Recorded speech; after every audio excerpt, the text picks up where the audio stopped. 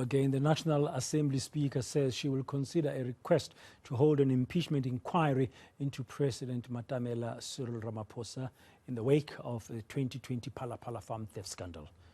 President Cyril Ramaphosa again has refused to answer questions from opposition parties in Parliament, this time through the written channels.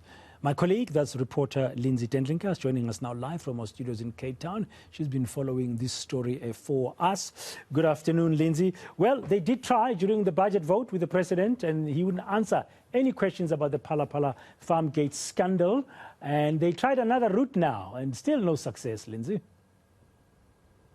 No, Dan, no success. As you've pointed out, the next option that opposition parties, notably in this case the DA and the EFF, that they sought to get the president to respond was via written questions. And that essentially means submitting these to his office, as do opposition parties to a host of ministers every week. And they have about 2 weeks to respond in writing to those who pose their questions. And the responses we see to, in total, around 20 questions posed by both of these parties to the president. He has essentially provided them with a stock standard answer across these 20 questions, essentially Dan saying that he was not going to deal with these questions in what he said, quote, was a piecemeal manner, that he was committed to cooperating with the investigators and answering any questions from them that may be put to him, and that opposition parties should allow due process and the law to take its course. So he was not going to get into any of the details that they are demanding of him. But as we know, there are several other avenues that all opposition parties are pursuing, and you can imagine the Speaker's desk quite full with the various types of avenues they are trying to pursue. Before her are requests from various parties to initiate Parliament to initiate its own inquiry, and they would do so via an ad hoc committee, as we see with other matters, for example, currently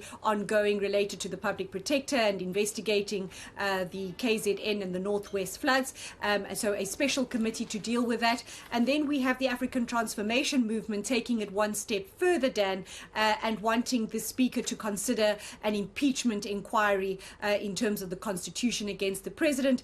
And to that, the Speaker has responded to the party this week, telling them that she is considering their motion in terms of the Constitution and the parliamentary rules. So no definitive answer yet from the Speaker whether she will allow any manner of committee to be formed to investigate this matter particularly. But certainly the DA's chief whip said to me this week that they were not taking their foot off the pedal and that they would continue to pursue these avenues. Here's Natasha Mazzoni from the DA speaking about that party's next steps. What we've done is we have written to the Speaker of Parliament and asked for a very urgent ad hoc committee to be established to investigate this entire Phala incident. We will continue to ask questions, we will continue to push for answers, but our main step now is the establishment of this emergency ad hoc committee. That's Natasha Mazzoni from the DA, ending that update from Lindsay Dentlinger in our studios in Cape Town.